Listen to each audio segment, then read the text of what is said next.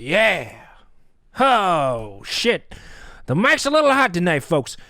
I'll turn the mic down just a little bit. Welcome to another stunning episode of How You Been with Brett DeMott. I, of course, am your fearless leader. Brett DeMott here with another episode, folks. Because, let's be honest, things are looking up. Things are looking up for me. I know a lot of people out there don't get it. They don't get it. They say, Brett, how can things be looking up when you got people outside your house right now protesting the junk pile in your backyard?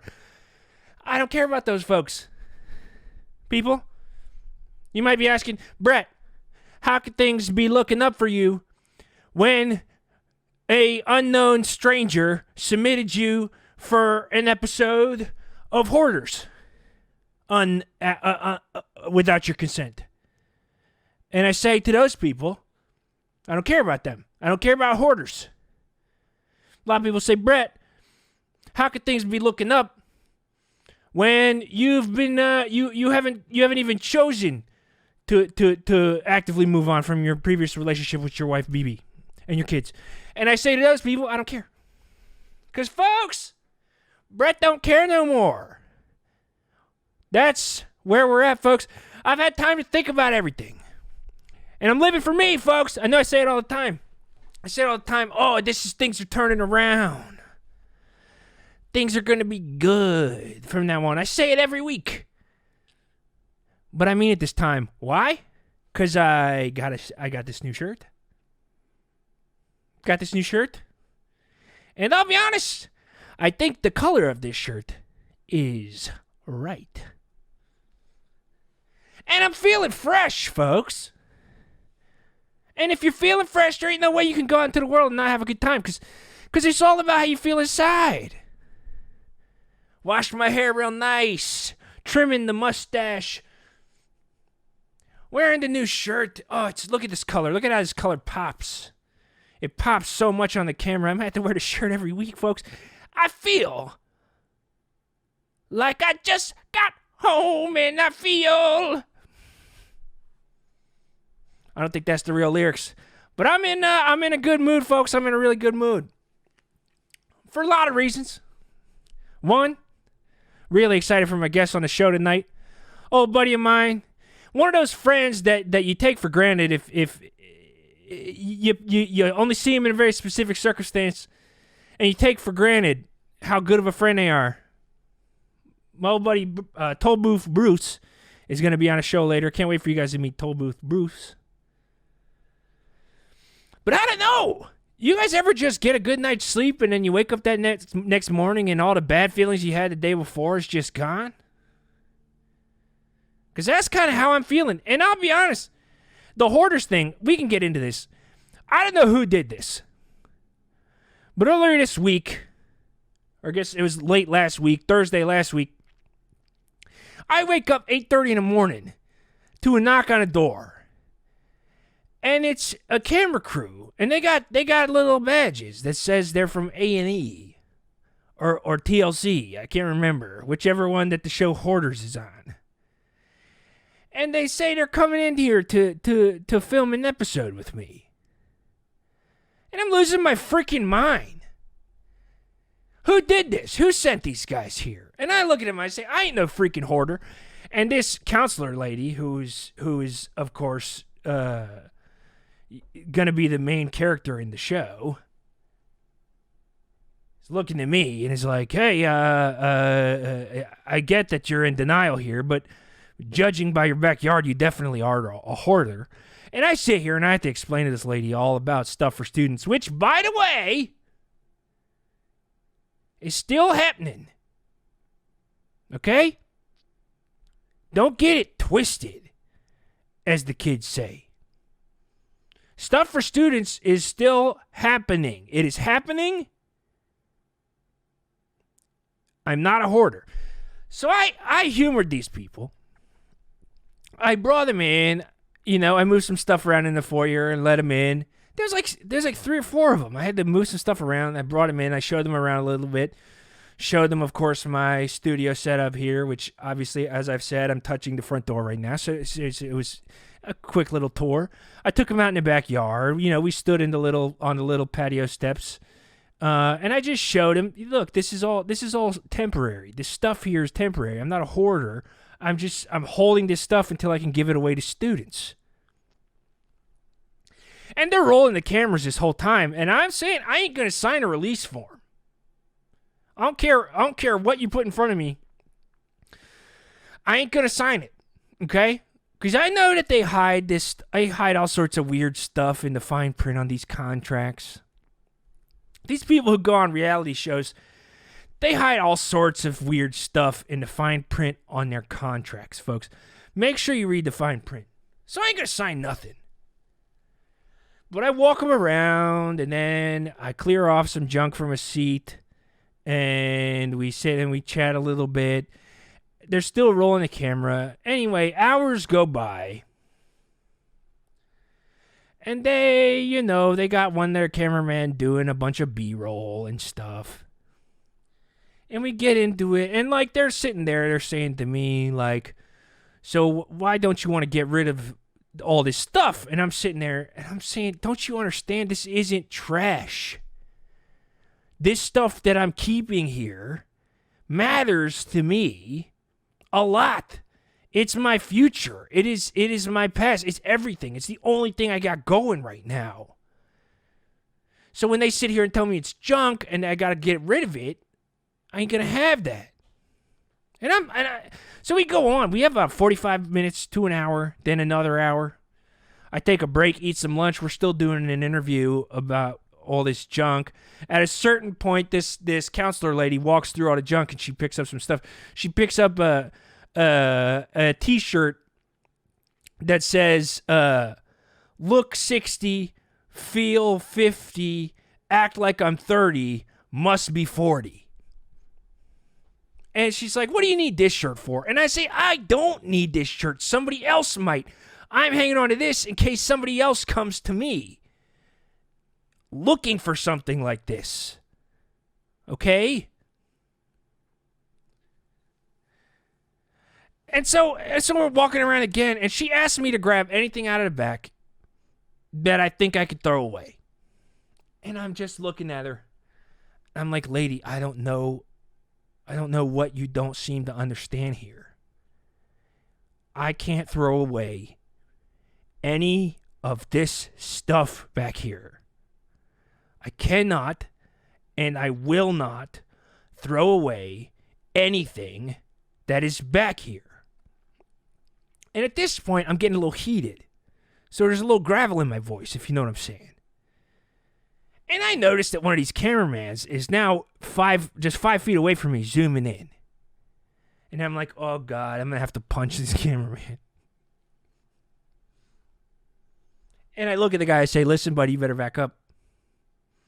And then I hear out of the corner of my ear one of these producers leaning over to the other camera and saying, "Oh, this is good stuff. Oh, this is good stuff." And I look at this producer and I was like, "Oh, is this good stuff? This is good stuff?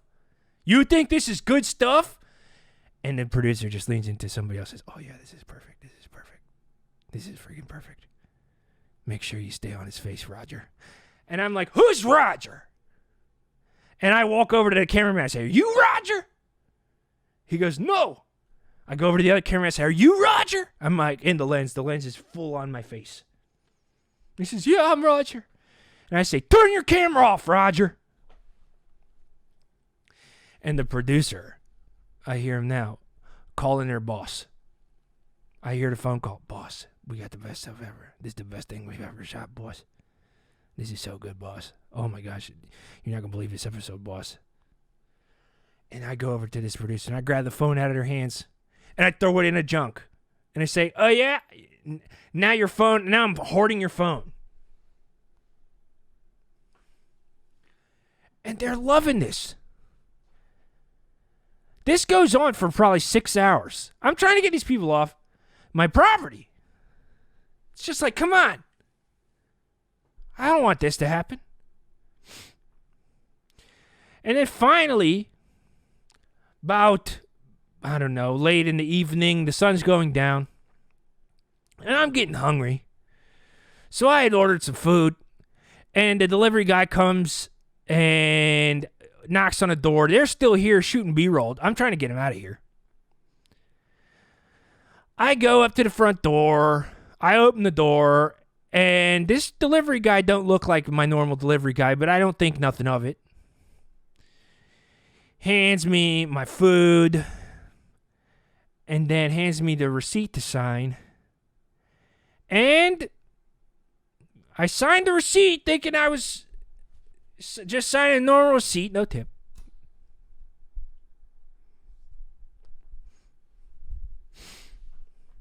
Turns out, I signed a release form, so my episode of Hoarders, which people at A&E are calling the best episode of television ever made, is apparently going to be airing in a couple weeks. And I'm telling you right now, I ain't a freaking hoarder. It's stuff for students. These people are despicable. They duped me. I got freaking duped. Fully freaking duped. It's unbelievable. Just ridiculous. So keep an eye out, I guess. I'm trying to make the best of it. Because they say that if it does certain numbers, they'll come back to do a follow-up. And they'll consider paying me. Which feels like that'd be pretty cool. Because money is hard to come by, and I'd love to have some. Real quick before Tollbooth Bruce comes on, I'm going to do a quick question from the mailbag here. This comes from Mr. Not a Kid. Dear Mr. DeMott, sir, I'm writing you today to inquire about the steps you take to maintain such a lovely, well-cut mustache. I'm your biggest fan and wish to one day grow a lip rug as robust as yours. I mean, not that I can't already, because I can. Anyway, any advice will be much obliged. Sincerely, Mr. Not a Kid. Okay. I see what's going on. This is a kid. This kid tried to dupe me. And I've already been duped once this week, folks, so I ain't going to get duped again. This is a kid who wants to know how to grow a mustache. And kid, I'll tell you this. I ain't got no secrets. I was blessed by the gods with a lip hair just like this. I got nothing to tell you. Don't shave. That's the only advice for getting a big mustache that I can give you. Just don't shave. It's the one piece of advice I think everybody here can agree. If you want to grow a big mustache, just don't shave. And if you're less than 15 and you haven't done puberty yet, then you gotta wait a little while, buddy. Don't wish your childhood away. The second you got lip hair, everything gets harder.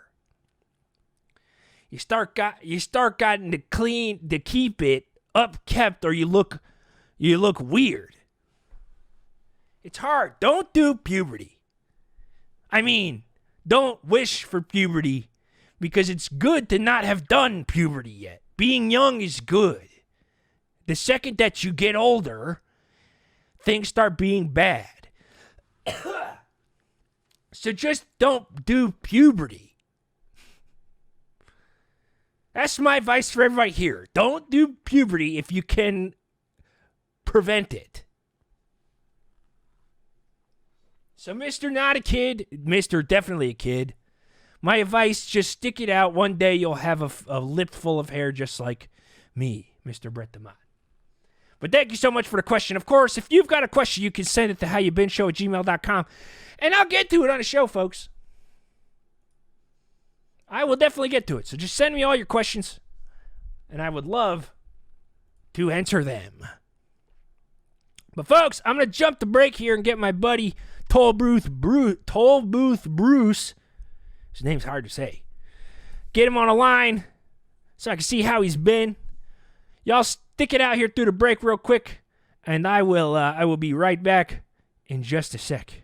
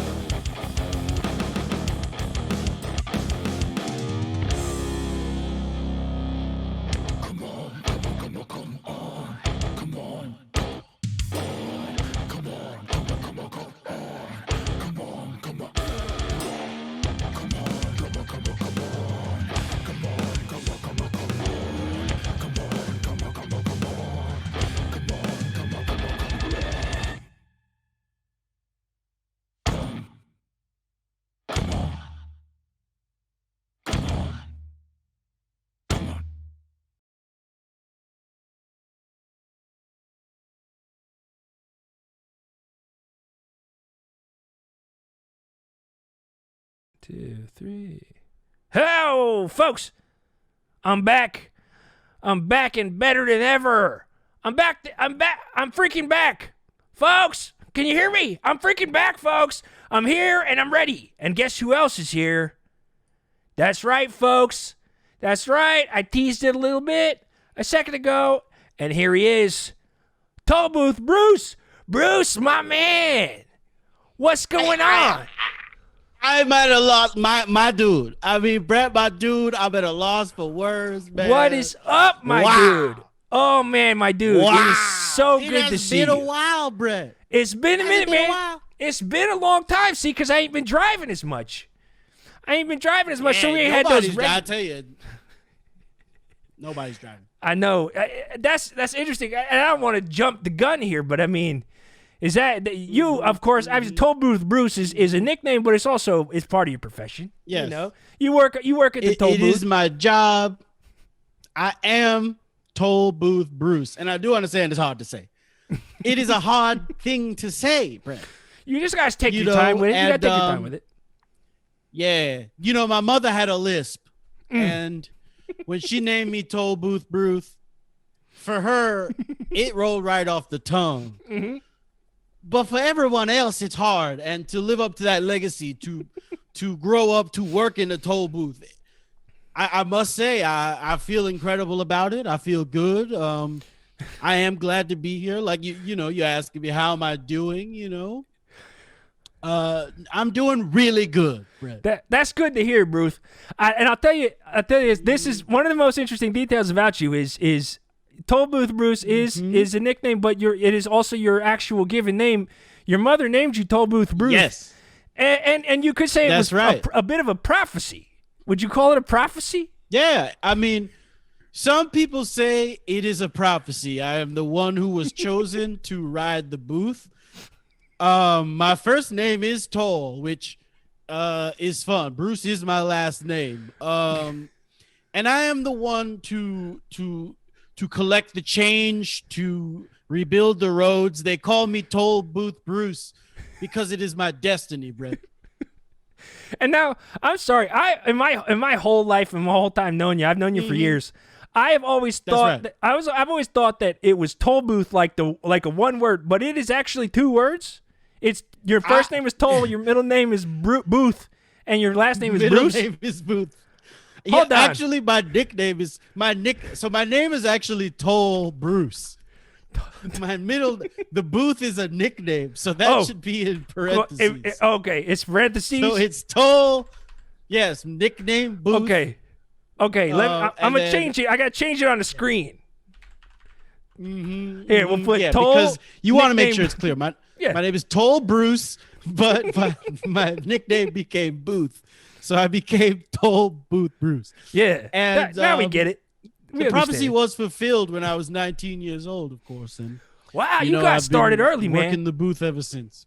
Yeah. Mm-hmm. What's that like as a 19-year-old fresh out of high school, getting a job at the toll booth? I'm sure you were the youngest guy on the lanes. Is that what you'd call it? The lanes? Yeah, we call them the lanes. It's kind of like a bowling alley. We have a lot of bowling alley stuff. Like if you get 3 tolls in a row with no one else getting it, they call it a turkey toll. And that I do feel like being a young squire, if you will, in a toll booth. I was a hot shot. I did mouth off a lot. I was sort of the Han Solo of the toll booth. Yes. Oh yeah. You've told me these stories. Breaking hearts left and right. Oh. You meet a lot of women at the toll booth, Brett. I mean, probably 50% of the people that you meet are women. I would say, quite honestly, 50%. That's like a perfect I don't know how you came up with that number, but that's that's exactly right. 50%. And you meet a lot of women, and some of them, they throw money at you. Some of them, they want to stop and talk. Not everyone was as nice as Brett. Brett would stop and talk for hours. We would chop it up in the lanes. And I'll tell you this. I know. I asked you first time I met you. I said, you don't get paid on commission, right? And you were like, no. And I was like, well, hourly for sure. I'm going to sit here and we're going to chat, man, because you seem like a really interesting fella. We would just hang, and there would be car after car piling up behind you, but I just felt like the friendship that we were developing was more important than the sort of flow of traffic. Well, at that time. because you and I connected on this idea that like that we felt that we are sort of destined for greatness, but maybe the world around us looks at us and it says, that's just a regular guy. That's just another random guy. We both think we're destined for more. I am the forgotten. I am the forgotten in this town, and as an operator of the lanes, I do think that people underestimate my worth. You know, there'd be a lot of merging accidents if it weren't for me. Oh, really? You know, yeah. I slow down traffic just enough so that we can merge safely. If not, people would be merging. It would be chaos. I mean, it would be like 1,000 little Joker cars on the road. I mean, for real, because like think about how fast people go. Because you work the booth that goes over the bridge, over the bridge over the way. You work that one that goes over the bridge. It's over the way road, yeah. And so over the way road, and that one, yeah. That bridge is crazy. People drive nuts because there ain't no exits on it. So people are just like, I can go 300 miles an hour if my car will let me.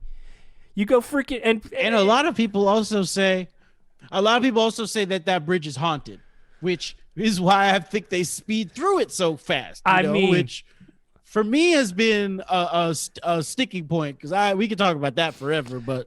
Because I'll say this, look, you know me. That was what a few of our conversations were about. It seems to me like every time I go over this bridge, it either starts raining or it gets dark. Those are the two things that happen when you go over this bridge.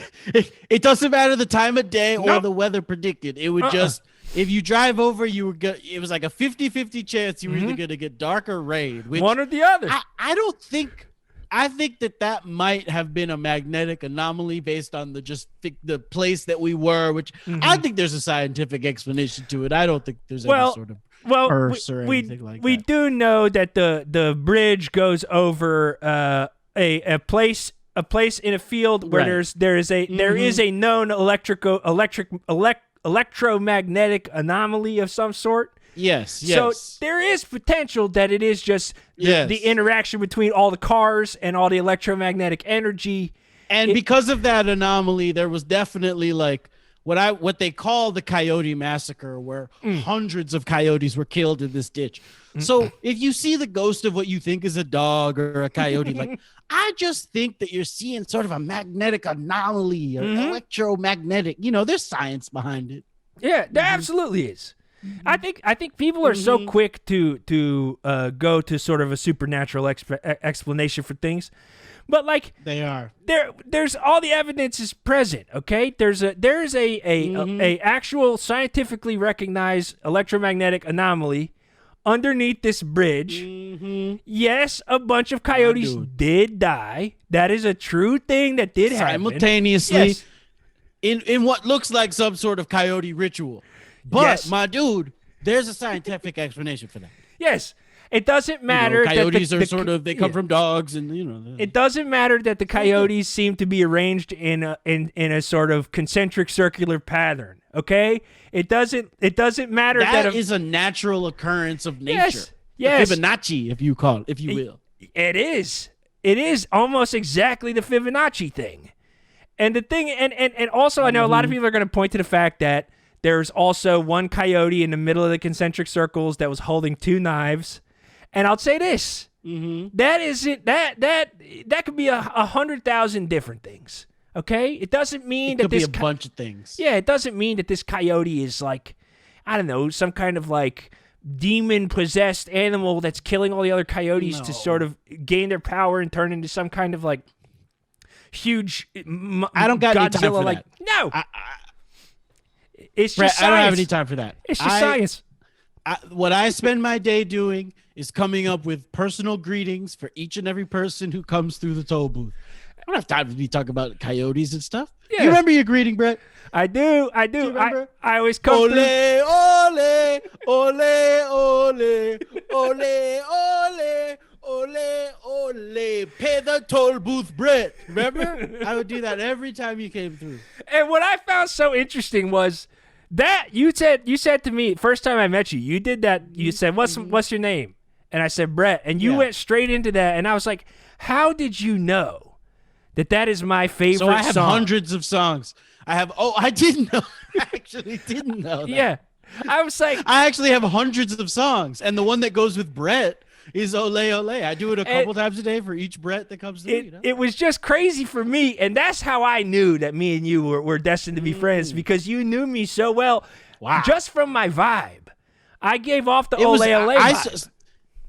The first time I sung it, you hopped right out of the car and started doing that little dance around. I did, man. It was incredible. I couldn't believe it. I cannot hear that Ole Ole song and not just boogie. That song is exactly my style. The first thing you do is, here's the thing. Now that you have it in your head, anytime you hear that song, you throw a little bit of change and then you boogie, right? It is. You just got to throw change. It's like a Pavlovian thing. Talking about science, it's a Pavlovian thing. When I hear Ole Ole, I got whatever change in my pocket I throw it into the nearest basket. It just happens. You got to just toss it. Wherever it is. It could be a basket of rice at a wedding. It could be a basket at a basketball court. You could be at a game. You'll run right out to the court and just jump. I went to a local high school game a couple weeks ago, and the band in the stands started playing the Ole Ole song. I made half-court shot with the change in my pocket onto the away team's goal. It's just an absolute shame they weren't giving away $1 million.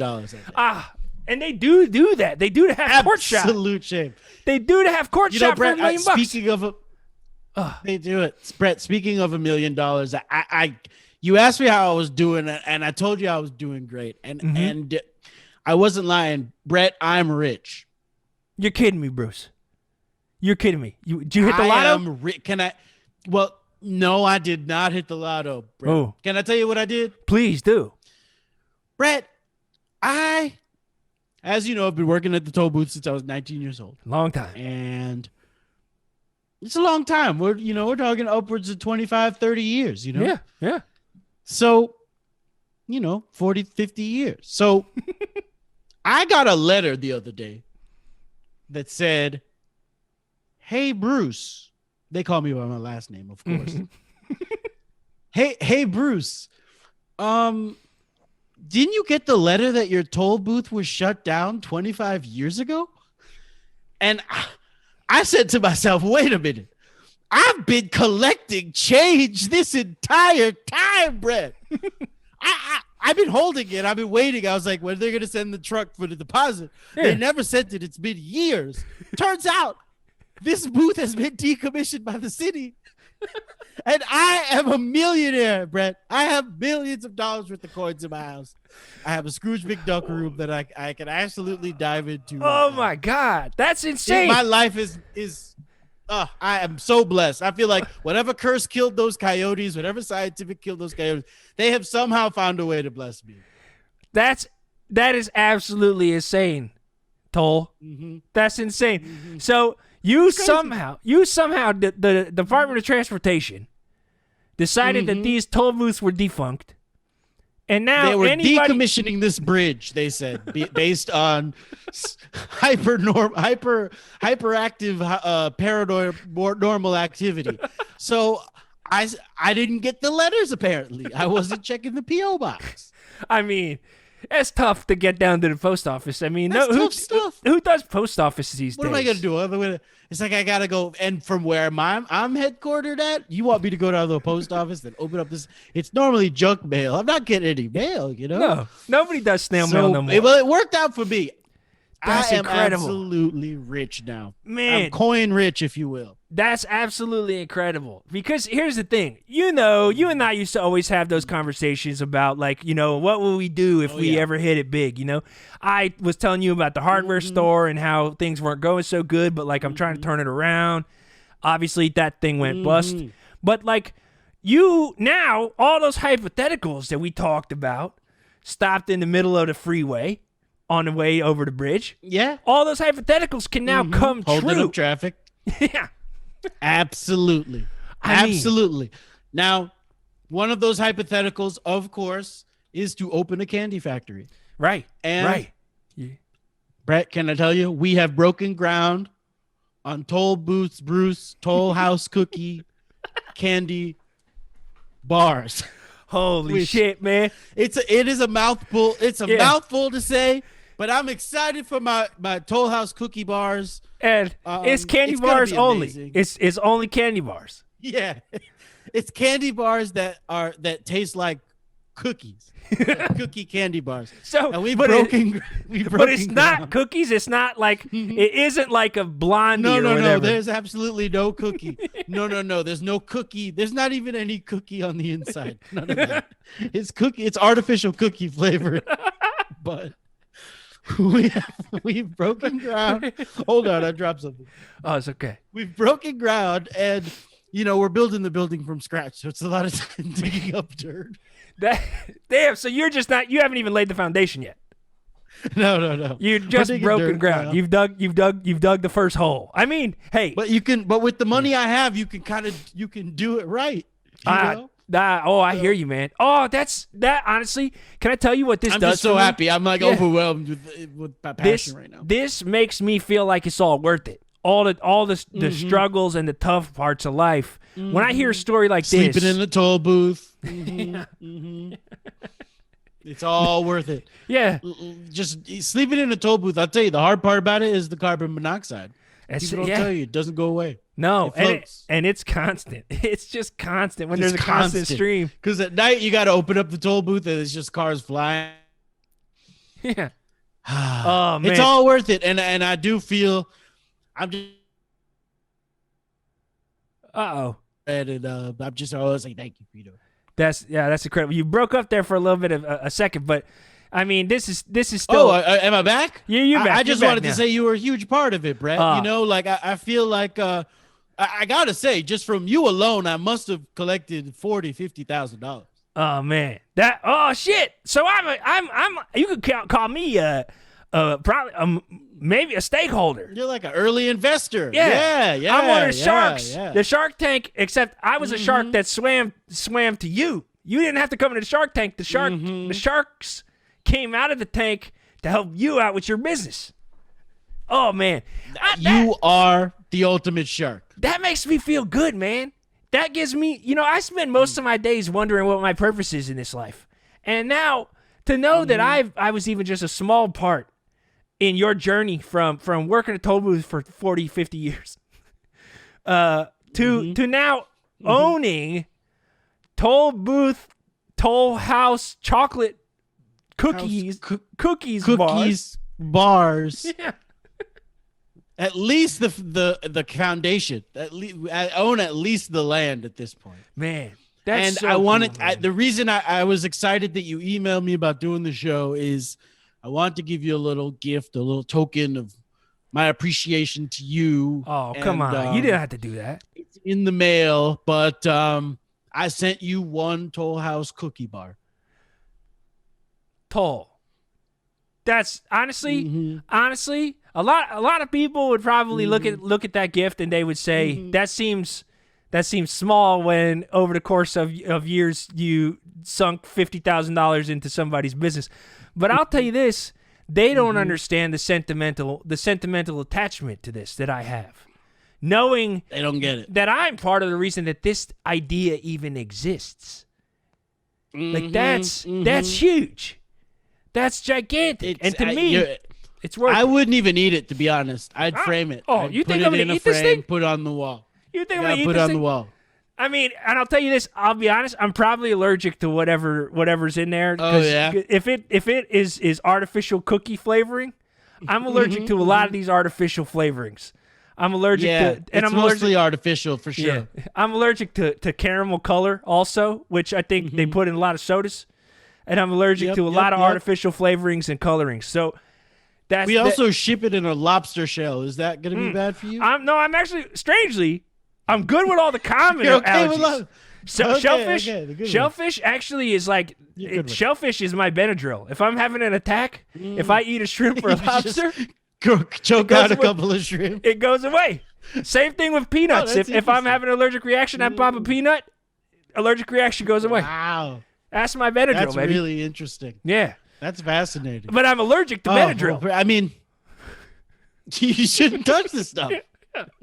It's tough, man.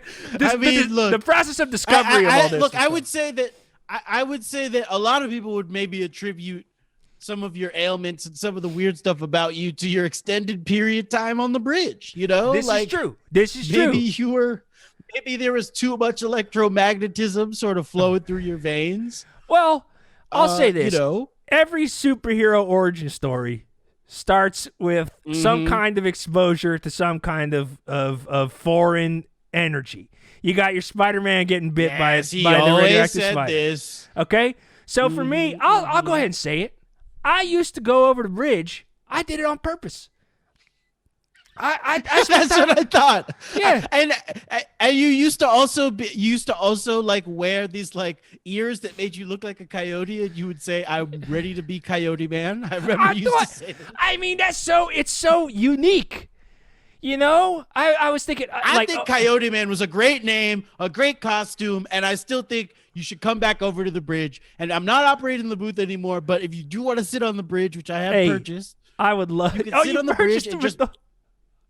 Man, I purchased the bridge. That's I bought incredible. it from the city for sentimental value. And have they cut off the road on either side of it yet? Is it just a sort of a bridge that stands with no accessibility? Each side of the bridge is sort of, there's a 10-foot concrete wall that they have there with some like, they don't want anyone going to the bridge, but I need it so that I can stay attached to the darkness, which has given me the power.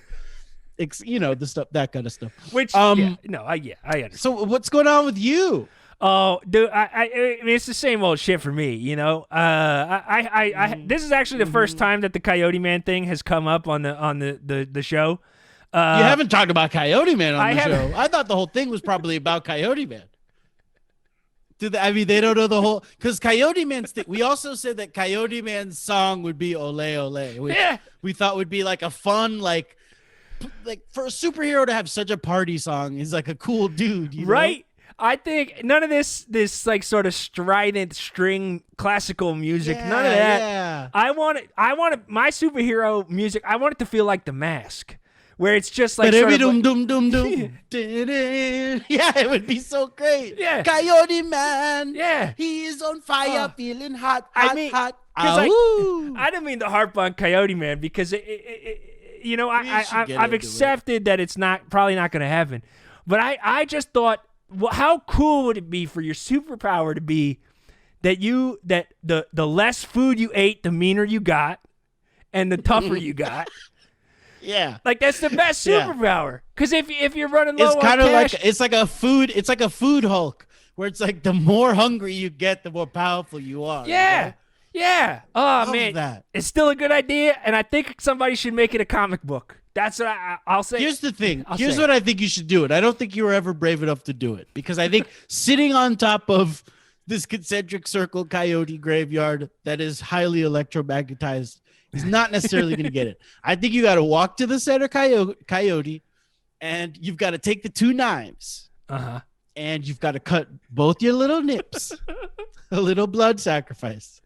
And then put the knives back in, and then you got to howl at the moon. It's got to be a full moon. And then you just got to lay there and let the blood seep out of your nips while the coyotes start to like come to life, and the ghosts of the 100 coyotes come into your body. Like, that's the only way you're going to really become Coyote Man. So what you're saying is the ritual stopped short? What was this? I think it stopped short. I think we saw the knives. We saw the knives and we were like, "Oh, those are interesting. I don't know what those could be for." We know they're for the ritual. Come on, what are we doing? And I know that we both said. For the ritual. I know that we both said that there's a scientific explanation for everything earlier, but there's absolutely science. Yes, there's science. There's science to become a Coyote Man. Yeah, this is not. They cloned a sheep and a human and a pig. So. Yeah. There is a way, and I think we might not know the science yet. You know, when they said the Earth was round, people thought they were crazy. Yes. So there's not a single scientific discovery that happened, and the second somebody discovered it, everybody was just like, "Oh yeah, that's true." Every scientific discovery that happens, there's a period of probably 100 years where people are just like, "No, I don't think that's true." While the evidence just like right now we're in the. Exactly. Right now we're in the Coyote Man dark period. Exactly. When no one is believing yet. But we will get, once we get 1 or 2 Coyote Men out there, I think we'll be changing the way we think about science. And that, I think, is what I always knew was my destiny when I was going to become a toll booth operator. I'll tell you this, to use a reference to the Marvel Cinematic Universe, you're kind of like the Nick Fury of of Coyote Men. Right. You're like the everyone leader. who drove through my lane, I'd say, hey, you interested to become a Coyote Man? I'd be like, we've got many threats out there. We've got, people, trees, rats, rabbits. You know what? We might be able to fix that is some Coyote Men. And then people would normally drive off, pay their toll. But you stuck around, which is the reason we became friends. Exactly, man. Kindred spirits. Freaking kindred spirits is what I've always said. We're just kindred spirits. Damn right. Kindred. That's a hard word for me to say. Kindred spirits. Kindred spirits. It's easier to say than Tollbooth Bruce. I say that much. I don't mean to wind it back all the way to the beginning of our conversation. Yeah, why not? We should circle back. But your name, on your birth certificate, does it say Bruce or does it say Bruce? No, but it says Bruce. Okay. But here's the thing. My mom, like I said, had a lisp, and she was saying Bruce. Right. But the doctors were like, she has a lisp. I think she's trying to say Bruce. Wait, were they whispering to you as a baby? They were whispering. I was in earshot. They were whispering to the baby, the doctor holding the baby. So I was right there, and I was like, oh, I see what's happening. So my name was supposed to be Tollbooth, but it's Toll Bruce. And then, of course, my nickname became Booth because everyone knew that, like, when you meet me, I try to turn you into a superhero like Superman. Hence the name Booth. Booth. A lot. See, I bet you everybody watching was like, oh, no, it's Booth because of the toll booth. But actually, because Tollbooth, no, it's Booth because I am the person who, when you get inside my head, I will turn you into a superhero. Yeah. And the connection for everybody out there who doesn't get it is Superman goes into a telephone booth to change it to Superman when he's Clark Kent. That's the connection. It makes sense. Famously, it's a perfect connection. It absolutely has a scientific explanation. Yes, perfectly explained. 100%. Jesus. Well, geez, man, this is so cool. Like, now that you got all this money, we got to start wrapping things up here in a couple minutes. But now that you got all this money, like, what do you think the next 5 years look like for you? Okay, so it's Candy Bar Company now. Yeah, obviously. Second, buying NBA basketball team. Like, I'm in the market. I only have a few $1 million, but I'm waiting for one of these teams to get really undervalued, Yeah. So that I can buy the team and then trade away all their, like, stars and then just, like, sort of start sucking money from the city while getting deals for the arena and really selling off all the draft picks and just upsetting a lot of people in the town. That's sort of my dream. I can't wait. And those Charlotte Bobcats. I'm coming for you, Bobcats. And that is not supervillain stuff, folks. That's just fun with money. That's not what supervillains do. No, that's just fun with money. Not at all what supervillains. No, I just want to have fun with money. I want to be a little bit of a little big league myself. I want to own a team, turn it into shit, and then maybe try to rise from the ashes after I've learned my lesson. I mean, how about that as just another chapter in the Tollbooth Bruce story?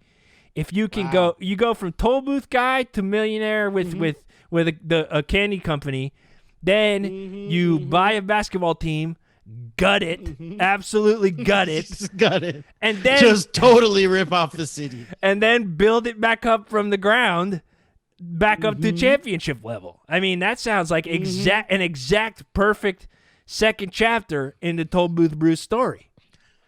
I am hoping to be bitten by a radioactive fox so that I can change my name to Skybox Fox. Like that. It would be my dream, and I'll use some of my money to try to make that happen. If I could be Skybox Fox. Hang out with Coyote Man. I mean, I think we're starting to build ourselves to a sort of dog-like Avengers. I was going to say, Skybox Fox and Coyote Man really just fits together. That's one of these. They're right there. That's one of these for sure. You Oh put man, them right together. oh, I love. That's to what hear I'm that. looking for. That's so nice to have that clear of an idea of what you want out of the next few years. I think that's something that I struggle with. The only reason I know is sitting in the toll booth with you, Brett, talking about my dreams. It's the only reason I know what I want right now. That's incredible. I mean, that makes me feel good in all sorts of ways because I spend most of my life thinking that I ain't never mattered to nobody. And to know that I've touched somebody's life enough that they've decided exactly what they want to do with the rest of their life. I mean, that just makes me feel all warm and fuzzy inside, man. And it's so nice to actually hear somebody say that because so many times people don't tell people when they've touched them. You know what I mean? It's like you don't tell people when they matter to you. And it's so nice to hear. You don't get a chance until they're gone, you know? Yeah. And hey, I'm right here, and you're right there, and you just let me know what I mean. And I'll tell you this, Tollbooth Bruce, I feel the same way about you. You introduced me to the idea of Coyote Man, and it is a thing that is always sort of just like wheeled around in the back of my head as something that's potentially possible for the future. But you know what? I'm gonna take this moment. You've grabbed your life by the booth, or I don't know. I tried to do something funny. I don't know if it works. That's exactly the right phrase. It's by the booth. And now I'm gonna do the same thing. And I'm gonna do because I don't know. I have a money making scheme that I've been working on that I don't know if we talked about. It's called Stuff for Students. It's like Toys for Tots. I remember this. But it's a little bit more general, where it's just stuff, and I give it to anybody who's a student. Stuff, right? Yeah, it's made people around town think that I'm a bit of a hoarder, but actually I'm just saving up my stockpile of stuff to give it to all the students. And it hasn't exactly taken off. It's actually led to more trouble than it has led to success. So I'm looking at this as I think I just got to go harder. You know what I mean? I gotta put more of myself into this, and like really, really rely on it working out. You know, I'm not gonna do backup plans anymore. You know, I'm just gonna put my whole self into this. Here's the thing: you should be called. It should be Coyote Man's Stuff for Students. If you're gonna walk the walk, you gotta start to talk the talk. And maybe you're not Coyote Man yet, but I know. You were just about to say that you didn't know what you want to do with your life. Yeah. You know what you want, Coyote Man. Hey, and I guess when I'm thinking about it, they say, what do they say? They say dress for the job that you want. Mm-hmm. And the job that I want is to be Coyote Man. Yeah. So, yeah. You've already started. You're collecting a bunch of junk. Yeah. You're sort of living in squalor. Yeah. I'm a bit of a scavenger. Yeah, I'm a bit of a scavenger. So then I guess, people's dumpsters and stuff.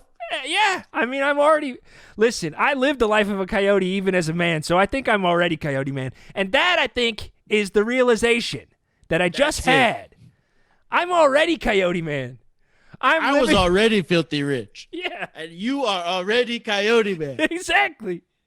I was already a toll booth operator when I was born, Brett. Wow. I've been Coyote Man from the start. It's your destiny. Come on. Man, you know what? I'll tell you this. This ended exactly where I needed it to end, Tollbooth Bruce. Good. I'm feeling so glad good. I could pick you up a little bit. And we've both, I feel like you finally had the sort of the come up we've been waiting for. And now it's my time to sort of experience that. So I'm promising here to you, Tollbooth Bruce, and everybody watching the show right now, I am no longer just Brett the Mott. I am Coyote Man. The feeling he is on fire. He's a Coyote Man. Oh, Which Coyote Man. Just to be clear, this is a different song than the Ole Ole song. That's a different one. It's a different song. This is Coyote Man song.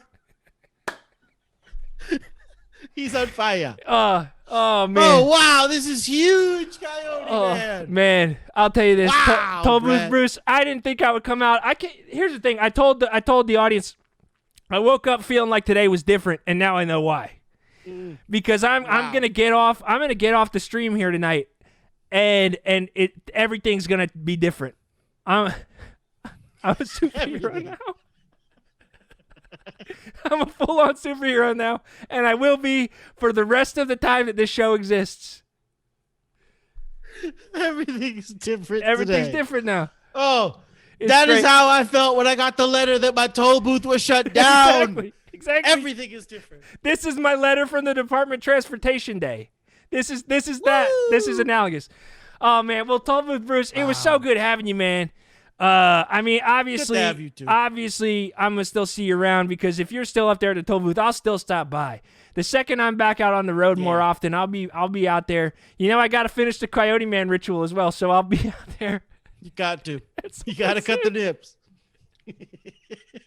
But And look, if you drive out there and for some reason the bridge is gone and you can't find it, I will be back. okay, Just okay, trust me. I'll just trust Sometimes you. comes and goes. I'll Especially because of trust the you. walls they put up. Yeah, I'll trust you. But before I let you go, Tollbooth Bruce, is there anything that you wanted to sort of plug or tell the audience about? We got people watching who probably be interested in anything you got to offer.